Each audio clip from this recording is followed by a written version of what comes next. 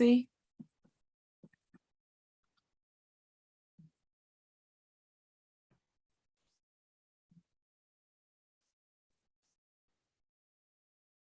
See?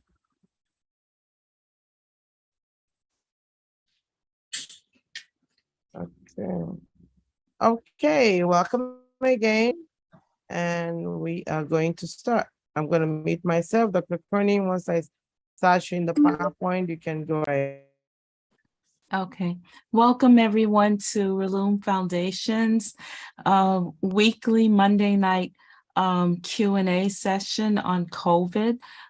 So tonight we are going to give a brief update on COVID, but the main purpose tonight is to do a small hypertension workshop and allow everyone that's on the platform to ask their questions and you know, let's reason together. So let's start with the COVID update. The next slide, please. So as everyone has heard, I hope, on the news that COVID BA.5 variant, Omicron variant, is on the rise in the city. This slide here represents the many spikes that we have had since the beginning 2020, April of 2020. And you can see that the nature of COVID is to have spikes and then recess and then another spike and recess. So we have experienced just numerous spikes thus far, 1, 2, 3, about maybe 5 or more spikes. But as we can see from this slide at the beginning, there were a lot of hospitalizations and deaths, obviously, because we didn't have vaccinations. But now we have vaccinations and hospitalizations and deaths are declining, but still in people who are unvaccinated, the rates of hospitalizations and deaths are more than the vaccinated. Next slide. So this slide looks at the variants in New York City, and right now, okay, I don't know, somebody has to mute their mic. Right now, the BA.5 variant is the predominant variant in the city. So, and across the country, actually. So the BA.5 variant now makes up roughly 75% of COVID cases in New York City. Next slide. Okay, so, and as we talked about last week and week before, this variant seems to be able to elude the immune system.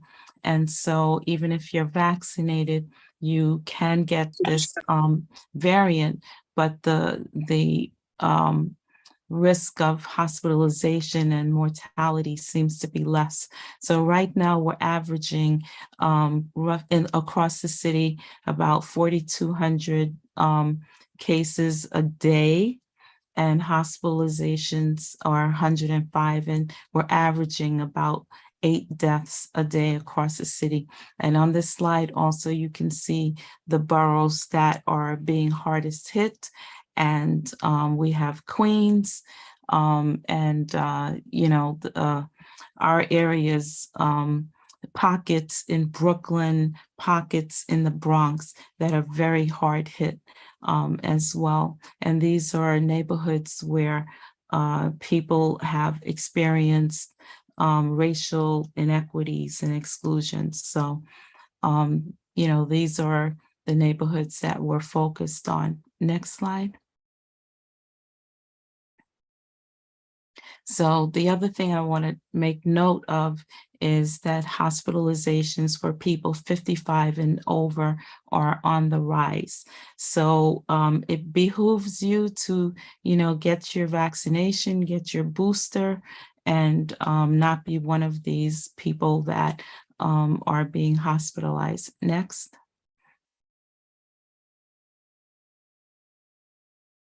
Okay, so the message is that there's high transmission.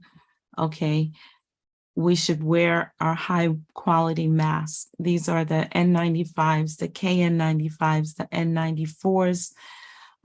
People are not wearing them, but it's wisdom to wear the mask. I know that we're all tired, etc., but wisdom dictates that we wear the mask in all public indoor settings and crowds, outside crowds, that we should stay up to date on our vaccinations, that we should use those at-home test kits and test before and after travel or gathering, or if you know that you were exposed to someone with COVID-19, you definitely should get tested and get treated if you test positive. So if you test positive, you can call your healthcare provider to ask about treatment options. But at this time, actually, I would recommend that you call the COVID-19 hotline and utilize that, because there's been some disparity in distribution of the Paxlovid and the other medications that are available if you should need them. So, call that number, COVID 212 COVID-19, and if you're positive, and discuss with them what your treatment options are and where you can go to get treatment.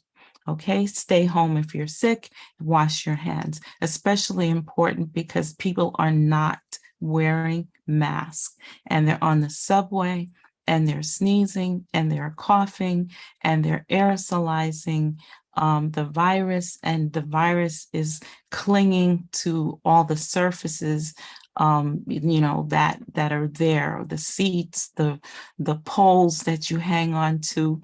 And so then you can get, COVID because you've touched surfaces where the virus is lingering.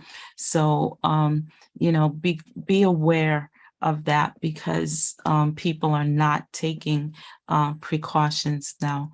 So some resources for you. We have at-home test kits if you need a at-home test kit, but also you can go to many sites across the city to get your at-home test kit, and you can call and find out where to get them. And there's some testing locations around the city that are free of charge if they are through Health Plus hospitals or if they're through the Department of Health. But be aware that private vendors may not be a free test. They may charge you for the test. Okay, so just be aware of that if you go to a bus that's not a city or or state sanctioned bus to get tested, they may charge you because it's not through that avenue. Okay, so, and you can always check on the website or call 311. 311 is actually a great resource because when you dial 311, you can just go directly to COVID information. You can bypass everything and go straight to COVID information. So it's a great resource. Okay, next slide. Okay, so right now boosters are available for everyone 5 years old and up. Okay, so boosters will help us with the new variants because the data is very strong that people who have gotten their booster shots, even if they do get COVID, the hospitalizations, the disease itself seems to be a lesser illness than someone who is unvaccinated and who's far out from their boosters. So please get your boosters. If you had COVID recently, you can get your booster 90 days after you first felt symptoms. If you're higher risk for severe COVID, of getting COVID again, get your booster, talk to your provider about what your next booster, when you should get your next booster. And they're recommending the Pfizer or the Moderna for the booster and not the Johnson and Johnson. It doesn't seem to yield the same level of immunity as the Pfizer or the Moderna. So if you got Johnson and Johnson and you need a booster, get Pfizer or Moderna. All right, next slide. So I just wanted to throw in a slide about the next infectious disease issue that's going on, which is the orthopox monkeypox. So right now, we have roughly 800 cases because the cases have risen since Thursday. So we're over 800 cases now in New York City, and the risk of exposure is through sex and other close physical contact. And there are limited vaccination sites because there's limited vaccines. And so they have to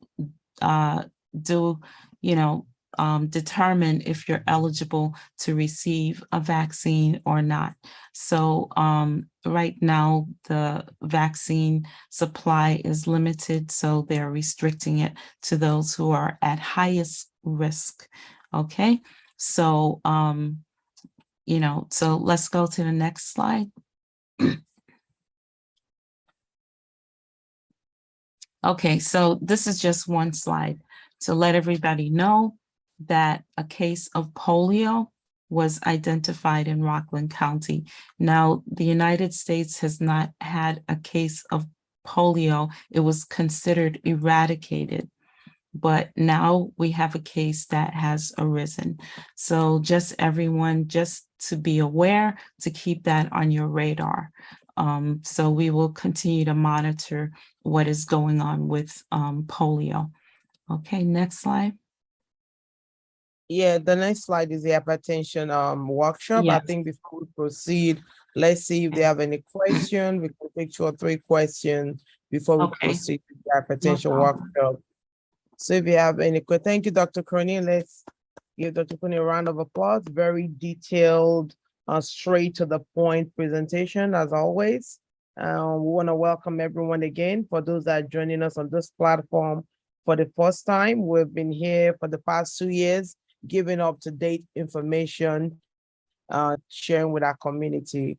So if you have any questions, feel free to unmute yourself or raise your hand digitally, and Dr. Coney or Naomi, we acknowledge you, and you can ask your question before we move on. I see Beatrice has a question. Beatrice, you want to? Yeah. Good evening, everyone. I wanted to know how much time should be allowed before getting another booster shot. 4 to 5 months. Okay. Because that's when the immunity seems to wane.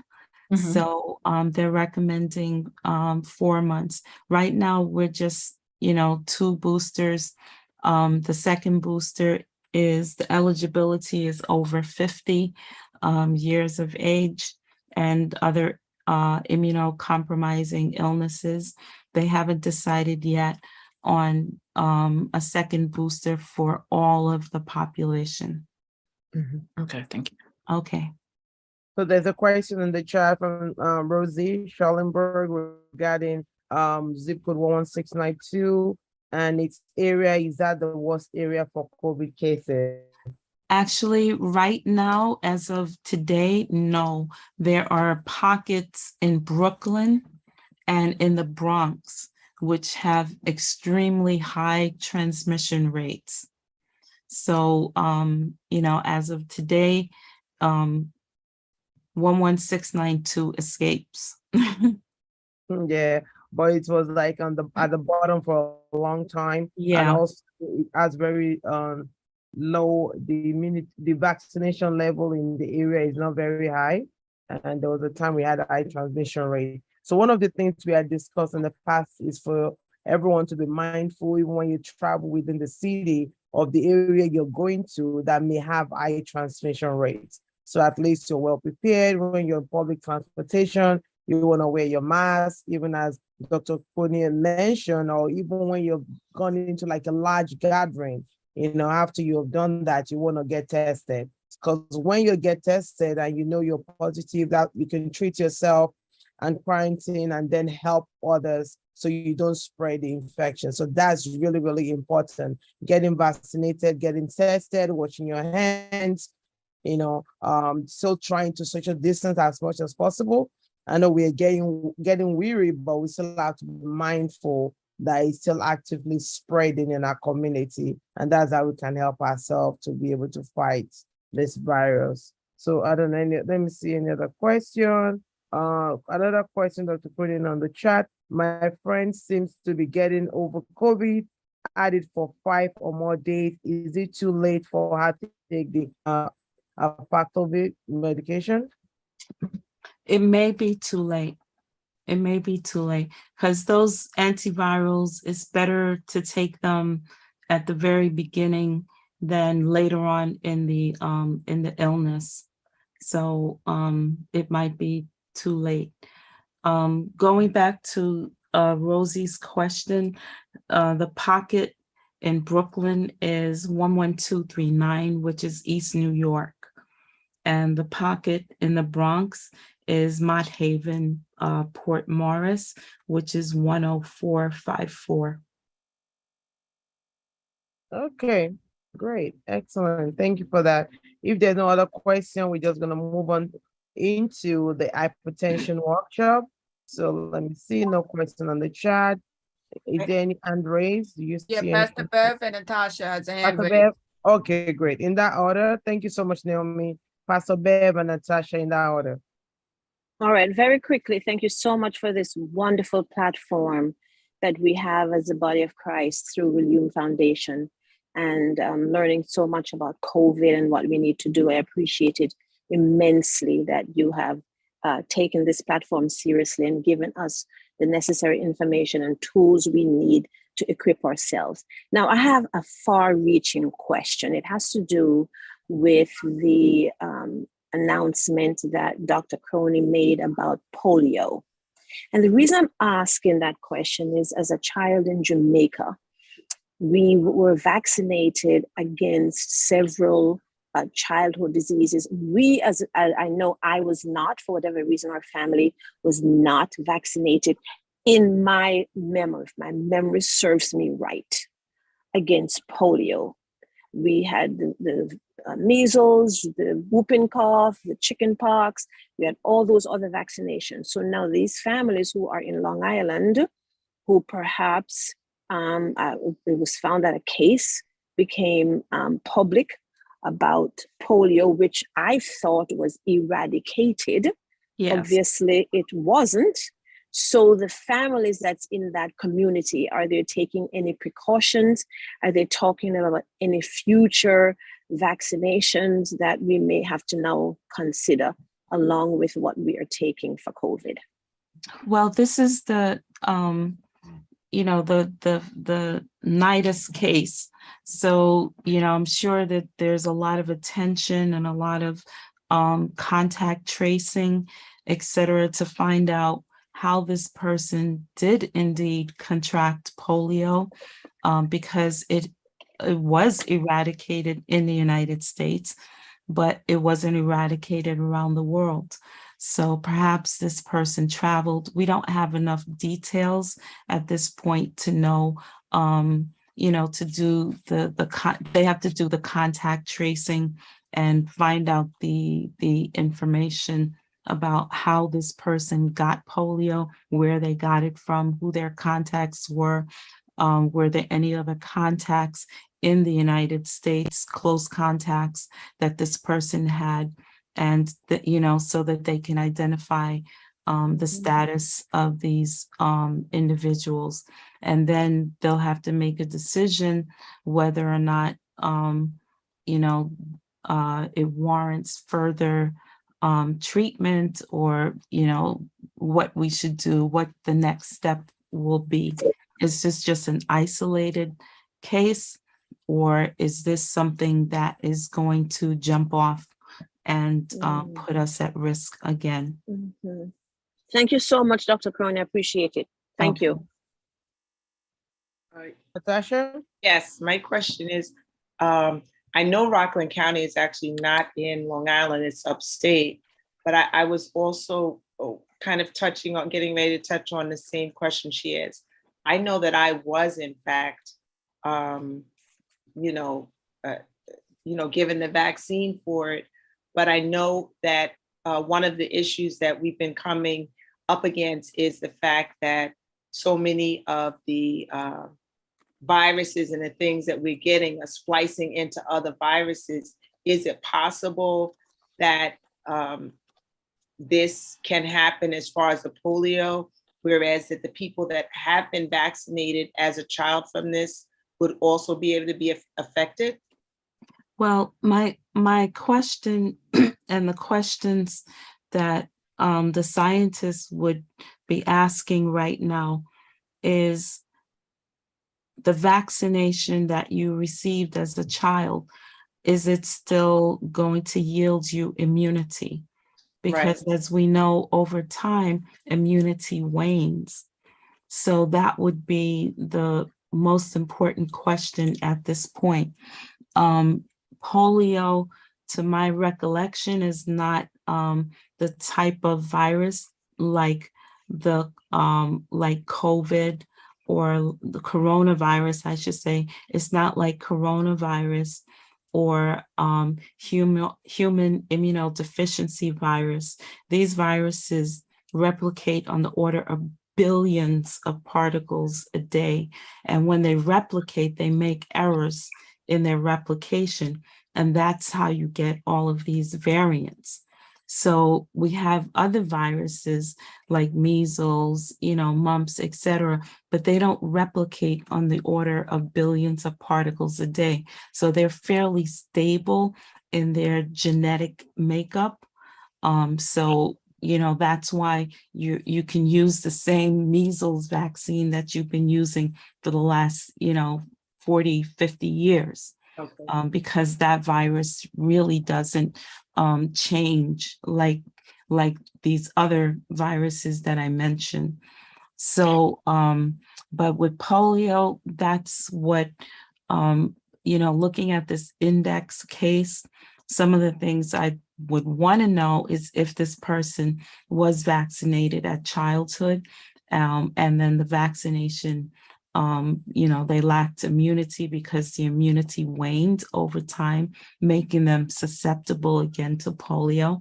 So, those are some of the questions that I would want to investigate on the index case.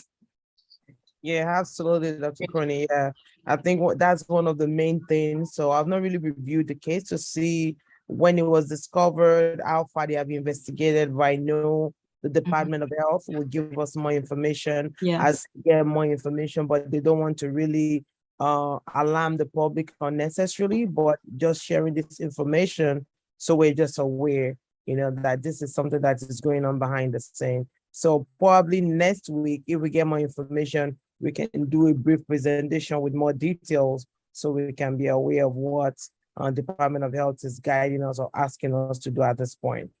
Okay, so we're going to move on. Thank you for the questions. And Dr. Crony, thank you for those responses. We're going to move on to our workshop. Okay, take it away. Okay, so this evening we are having a workshop on hypertension. Excuse me. And this has been supported by the New York City Department of Health and Mental Hygiene. So we want to thank them for supporting this workshop. I thought I saw Tiffany, Yee, and Nancy are community health workers from the Department of Health. Yes, and they're on the platform this evening. So we want to welcome them. They're the ones that have been assisting us in giving out these blood pressure machines and helping our community to have access to high quality instruments. So next slide. Okay, so I don't make any assumptions that everyone knows what blood pressure is. So, you know, just very quickly, blood pressure is, you know, your heart your heart beats and it circulates your blood through your arteries. And it takes a certain amount of force to pump the blood through your arteries. And it's measured in millimeters of mercury, and that's called the blood pressure.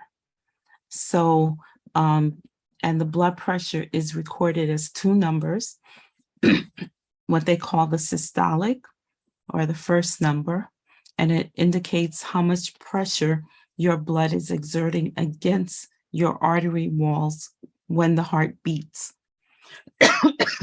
And then the diastolic blood pressure, which is the second number, indicates how much pressure your blood is exerting against your artery walls while the heart is resting between beats. Okay, so your heart squeezes, okay, and that's the systolic, and that's represented mainly when we measure blood pressure. We have the largest artery in the body is the aorta, and that's really the pressure that we're measuring, because all the other arteries may be very small and difficult to record the pressure. So the main artery that we're measuring blood pressure is the aorta. So the systolic is when the heart squeezes and pumps the blood, and how much force does it take to get that blood pushed through, and then the heart relaxes, okay, and how much pressure is still there while the heart is relaxing between beats. So that's what blood pressure is. Okay, why is it important? As I talked to the interns today, it's important because you need oxygen throughout your body, and your blood, your red cells carry oxygen throughout your body. So if oxygen doesn't get to your fingers, if it doesn't get to, you know, other small vessels, then those tissues will die because they all need oxygen. All right, next slide. Okay, so what we're here tonight to really talk about is high blood pressure, okay, or hypertension, which can also be known as the silent killer. And the reason why it's called that is because you may not detect that your blood pressure is high. There are no real obvious symptoms to indicate that something is wrong. It's a very insidious process that happens slowly over a long period of time. So as this slide says, many people with high blood pressure don't even know they have it. And often whatever signs or symptoms they may have are misunderstood. High blood pressure develops slowly over time, and it can be related to many causes. And high blood pressure cannot be cured, but it can be managed effectively through lifestyle changes and, when needed, medication. Okay, so people may not be aware that they have it. You know, so we're gonna go to the next slide, please. Okay, so when you're measuring your blood pressure, these are the categories that the American Heart Association has thrown the different numbers into. And now, mind you, that normal is a range. No one has the same blood pressure. Okay, so what may be normal for me may not be normal for, is not Sherry's normal. Okay, so if my normal is 110/80 and Sherry's normal is, 120/80. Okay, that's normal. So normal is always a range. All right, so here we have normal, and they've defined it as the top number, the systolic, less than 120, and the bottom number less than 80. And then as you go through the chart, you'll see the different numbers, what elevated means, what high blood pressure, stage 1, stage 2, and what a hypertensive crisis is. Okay, and that's most dangerous if your blood pressure is really high, like 180, and your diastolic is 120, then you need to seek immediate medical attention. All right, next slide. So the reason is because there's consequences to having high blood pressure. Okay, you can get a stroke, you can get vision loss, you can get heart failure, you can get a heart attack, you can get kidney failure, you can get sexual dysfunction. So, a simple blood pressure check is the first step to preventing the domino effect. Okay, so remember we talked about how your heart is pumping blood that is oxygenated so that it can get to varying parts of the body. So you have large arteries, you have medium-sized arteries, you have small, tiny arteries. And so sometimes when that blood is not getting to some of those smaller arteries and smaller vessels, you can get a stroke. And that's what's called an ischemic stroke, meaning that you're not getting any blood flow or you're not getting enough oxygen saturation to that part of the brain. And so that part of the brain suffers damage. Okay, same thing with your eyes. You have very tiny arteries in your eyes, and if the blood is not getting to your eyes, and if you're not getting enough oxygenated blood because the arteries are stiff and the pressure is too high and the heart cannot pump against such a high pressure, then you can get damage to your vision. You can also get heart failure because the heart is a muscle. Okay, and this muscle has to work. And if it keeps working against this high force, eventually it's going to get enlarged because it's trying its best to pump against this pressure, but it cannot fully supply the blood to the body. And so therefore, the heart can get enlarged. The other thing is that the heart itself has arteries. Okay. I'm sure a lot of you may have heard when people have a heart attack, they talk about the LAD being occluded, so the left arterial dominant. So these are the vessels that are on the heart that are supplied with blood, with oxygen. And if the vessels that are supplying the heart don't get blood, then they become ischemic and they die, and that part of the heart muscle dies. All right, so these are some of the consequences of having high blood pressure. Next slide.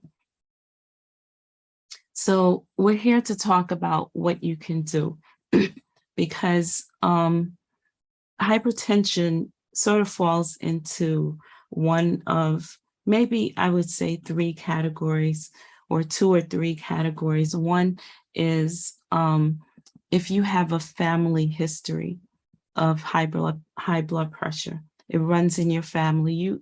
Everyone here probably knows in their family if hypertension runs in the family.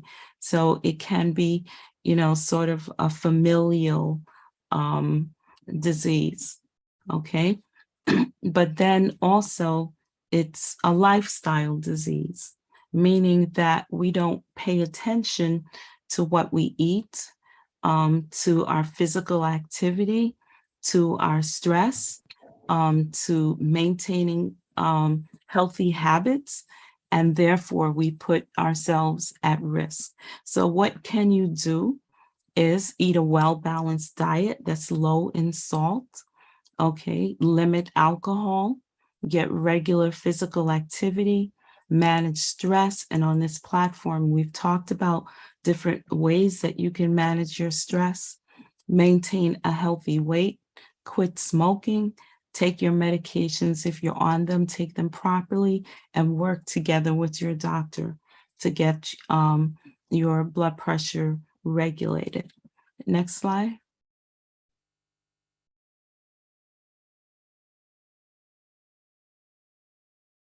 Just a minute. Okay. I'm trying to move this. Okay. Okay. Oh, okay. So that's the Last last slide. slide that I have, because I wanted to leave time for discussion. Because we could be here for the next 2 months just talking about all the different elements of hypertension and what you can do and what causes what and why, and just many aspects of it. We can really dig deep and do a deep dive on it. But tonight is just an overview. Sherry, do you have the video? You want to show the Yeah, video? I have the video. Give me a minute and I'm going Okay. to show it. So the what video about, you want to introduce the video, Dr. Brandon? yeah, so we are distributing Omron blood pressure machines. These are high quality machines that have been supplied to us by the New York City Department of Health and Mental Hygiene under the auspices of Dr. Ige. Some of you who have been on this platform remember her coming onto the platform and speaking to us about COVID. But we're going to show you a little video tonight about the workings of this machine. Okay, so after the video, there's gonna be another link. I know a lot of you registered, so this particular group set of blood pressure machine we're giving out is for those that registered earlier. So once we finish sharing the video, we're gonna take your question, then we're gonna share another link where you can share with us your addresses for those that we have to maybe mail it to you or deliver it in person. And we're gonna do distribution points also at Bethel on Sunday for those that reside around there or that in that part that will be around that particular Sunday. So just give me a minute. I'm gonna share it right now. Or at the office. I got your text. Hold on, I think this is Or it. if you want to pick up your machine at the office. Oh, yes, yes, Yeah. you're right.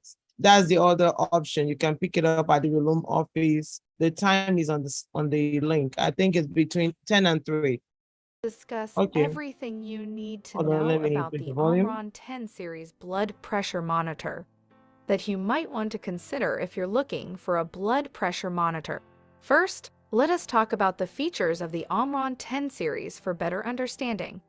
The Omron 10 series is a blood pressure monitor that measures your pulse waveform and heart rate. The information it displays will help you determine if you're at risk for serious health problems like heart disease and stroke. It uses a unique technology called True Read to automatically take 3 consecutive readings in 1-minute intervals and calculate the blood pressure average.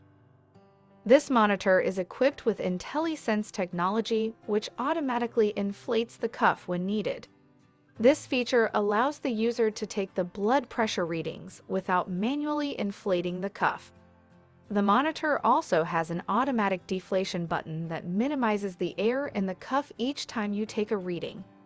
The cuff is made of soft fabric and has a wide surface area to wrap around the arm.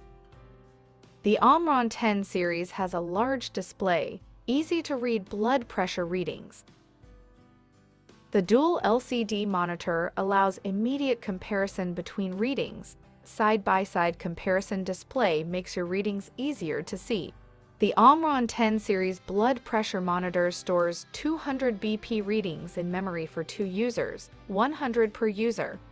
2 people in the family can use the monitor to store the BP readings, up to 100 for each user. Guest mode is also there, which will not save guest BP result to mix with your data. The Omron Connect mobile app provides an easy way to synchronize your readings with your smartphone. The app allows you to view your readings in real time, upload them directly to your health record. The motion detection in Omron 10 series can detect body motion while taking blood pressure measurement and alert you about body motion with a simple indicator. This series can automatically detect your irregular heartbeat using an innovative algorithm. In this series, you can easily delete previous memory and reset the factory settings. How to delete memory and make factory settings? Click on the I button above and watch the last section of that video. What makes this monitor great is its accuracy and consistency. When reading your blood pressure, you can feel confident knowing that the BP results are accurate.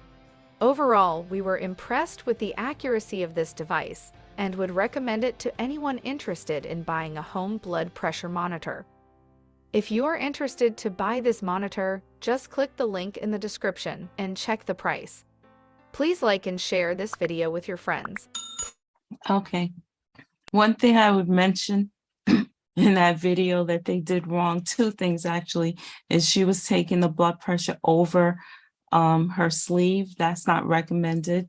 And then the second thing is the tube was not in the correct position. So the tube needs to be positioned along the artery on the inside of the forearm.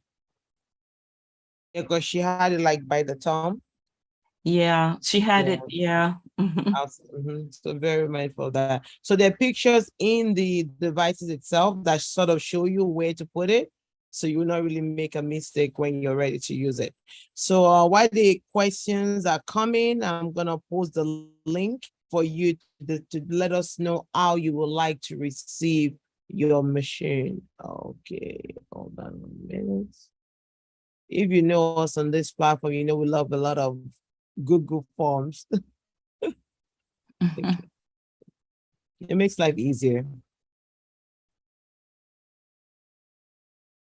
Okay, I posted it. I think I did. Yes. Okay. And of course, if you need any additional assistance setting it up, just reach out to us and we'll be able to help walk you through it. Okay. Any question regarding the presentation? Specifically hypertension? Any questions? Okay, go ahead, Bemi. Yes, hi, good evening. That was a really great presentation. Thank you so much for that. I think that machine is very useful. It is very easy to use. I have encountered a lot of patients over the years who has uncontrolled hypertension only because they do take the readings, but there's a lot of elderly that doesn't understand the dietary measures. So let's say per se, someone who's from a Caribbean island who's used to eating a certain kind of meal, which has a lot of sodium content. So I was just wondering, like, if there's a way we can spread to the community any dietary measures that's like specific to what has a lot of sodium content, so that way they're more aware of. That way they're able to help control their hypertension. Yeah. That's of course an ongoing issue because it's not only the sodium, but we tend to eat a lot of carbohydrates. Okay, a lot of carbohydrates and a lot of processed foods that we don't know what's in those processed foods. Interestingly enough, in the early 70s is when the population of the United States began to get obese. Prior to that, people were not obese. But what changed in the late 1960s and 70s was there was a corrupt publication that was promoting sugar, promoting flour, promoting those all those cereals that you see on the shelf. Those I don't know what some of their names are, but you know what I'm referring to. And all of those are highly processed foods. And they started infusing our diets with corn syrup, which is also highly processed. Just you know, a lot of manipulation of our food. So we moved from more, you know, a diet that was untouched, so to speak, to a diet that became highly processed. And with that came the obesity, and with that came the rise of hypertension, diabetes, all of these lifestyle illnesses.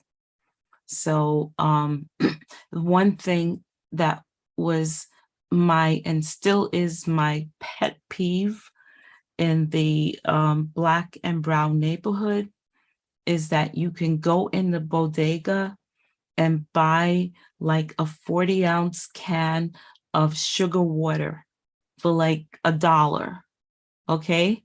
And they're lined up on the shelves, you know, all different flavors, but the common theme is that they're all sugar water. And that's what our community has. So we are in essentially a food desert, because if you cannot get high quality food, if what you're being sold is all of this high processed food, high carbohydrate food, high sodium foods, that is what is contributing to our population. So it's more than, yes, it's getting our people educated to know that these things are not good for them, but it's also finding vendors and putting vendors in our neighborhoods that will supply us with healthy foods, healthy choices. And we don't have that. Before we take with the Newton's question, I think one of the other things that I would like to point out, even based on what you said, Dr. Crony, is the connection between obesity and hypertension. Because the bigger your heart, the more your heart has to work. Just think of if you have to use a machine to pump water. For those that to pump water in a small house compared to like a huge house. For those that have like natural well, like in Africa, we have like natural well, you have to make your own water and you have a pumping machine. So the bigger your house is, the stronger that pumping machine has to be. So regarding your heart, if your heart is pumping blood to your entire body, if you're bigger and you're getting bigger, then your heart has to work harder to be able to really pump the blood effectively. And then it affects the artery, they get weaker, they get thickened, and some of the other things that Dr. Kony was explaining when she was doing the hypertension workshop comes into play. So that's also one thing we have to be mindful of. And the whole idea, we actually had a workshop for the young people earlier today, is one teach one. The young, you want to be able to influence the eating habits of the elderly in your life, your parents, your grandparents. You want to be an informed consumer. You know, I know we've said it several times on this platform. We have brought dietitians to come and talk to our people about the importance of reading food labels. You know, sometimes we're putting poison in our body without really being aware of it. Just a little step of looking at the amount of sugar in that drink you're about to consume, it will make a whole lot of difference. Remember, we have just this one body, and if you mess it up, that's it. You know, so it's really behooves us to really be mindful of what we put in this body. You know, fresh water is good. Drink water.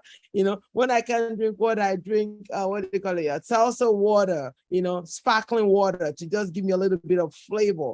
but just reduce your soda intake, your sugared water intake. If they're selling it and we are not taking it, then with time, we can change the culture. It just takes one person. Every household, if one person starts to advocate for good healthy water and other healthy nutrients, that will be good. So let's just be mindful of that and be an advocate for our family and advocate for our community. And if there are people here that are from the Caribbean heritage and you food that are in salt, you want to bring it up in the platform and share it with the people so they will be mindful of it. It's not that you should eliminate all the food you're eating traditionally, but start with portion control. Instead of eating it all the time, 3 times a day, start eating it once a day. Instead of eating a whole big bowl of it, reduce it to 1/4 of it. And little by little, you change your appetite, you change your taste buds, and then you'll be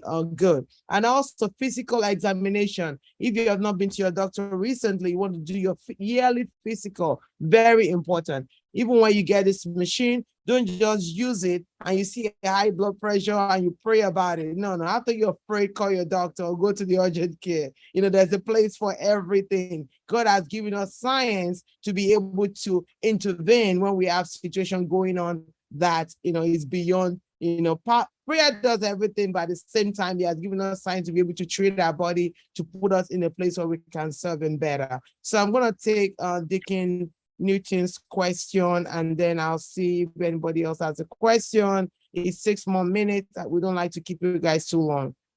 Is there any question in the chat after Deacon Newton? Sister Cheryl, let me know. Good evening, everyone. Dr. Crony, could you speak about some of the hidden names for salt that we use? We are using stuff and we don't even know it's salt. Well, it's mainly on the label as sodium or salt. And what you want to do is you want to look at the what's first on the label. So if you pick up an object and salt is listed first, that means that food contains high salt. Okay, so whatever is first on that label is what is mostly contained in what you're eating. So if it says salt and it's first, if it says sodium and it's first, that means that food is really high. Now, most of us should not get more than 2 grams of sodium a day, or 1,800 or less if you already have high blood pressure.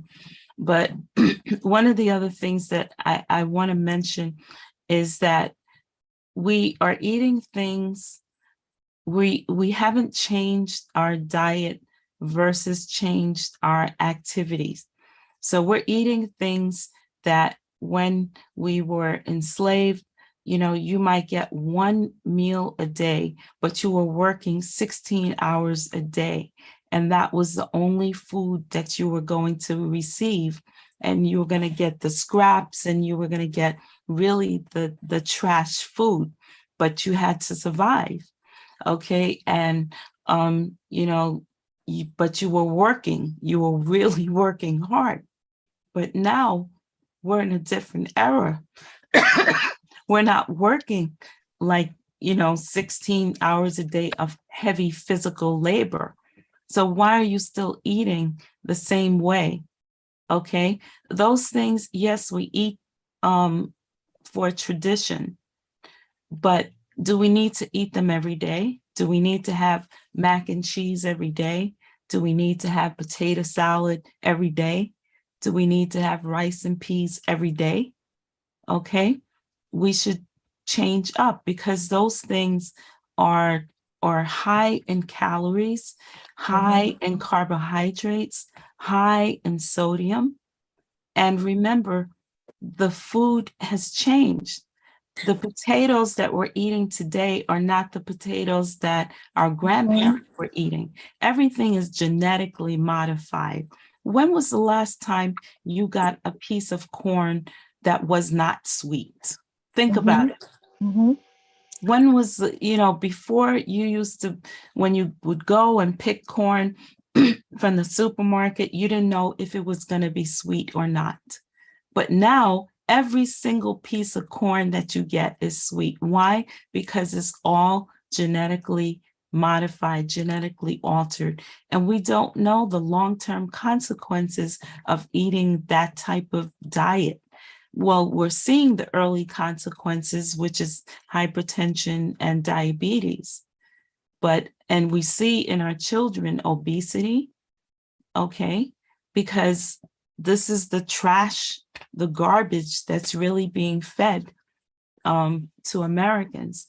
So we have to, I say we have to vote with our feet. If you go into that bodega and you don't buy that 40 ounce of sugar water, okay, the bodega owner, and you buy a bottle of water, the bodega owner is going to say, wait a minute, I'm not selling this. You know, this is not moving off the shelves. So if I want to stay in business, I have to change, and I have to see what my customers want. All right. And if my customers don't want that 40 ounces of sugar water and they're buying more water, then I will supply more water than that sugar water. Okay. Now, one of the things I understand that there are all of these specialty diets out there. And I saw it mentioned in the chat, Lubna mentioned the DASH diet, and, you know, there's the Mediterranean diet, and there's all of these different diets. My experience as a physician is that most people cannot afford those diets. So you have to teach people how to work around with what they can afford, okay, in order to have a healthier lifestyle. And it is possible. It is possible without specifically going and, you know, buying and bankrupting yourself because you can't afford the items that are on the, you know, that are on the DASH diet or these other diets. So this is a heavy topic, as I said. It's 8 o'clock. We need to conclude, and we can possibly bring it up again and maybe take a deeper dive.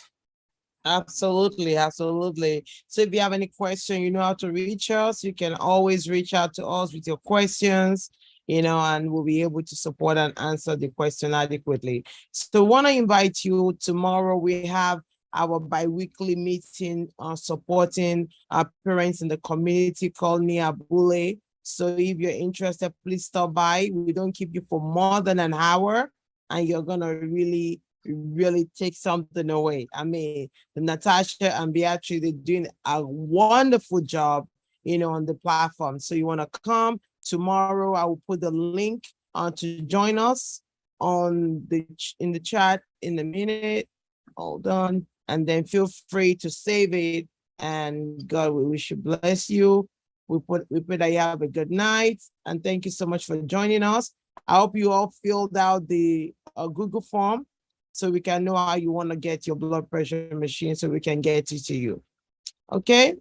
Thank you so much. Have a great night, everyone. Thank you, Dr. Crony. Say that again. Can you resend the Google form? Who's speaking? David, you got one today, didn't you? Were you not in the office? Oh, yeah, I got one. Yeah, so you don't need another one. Okay. Okay, David, nice to hear your voice. So young people, thank you for joining us. You're learning a lot about hypertension. Make sure you share it with your family members. Amen. Thank you so much. This was so informative. Absolutely. You guys can unmute and greet each other as we exit the room. It added on to prior knowledge we already have.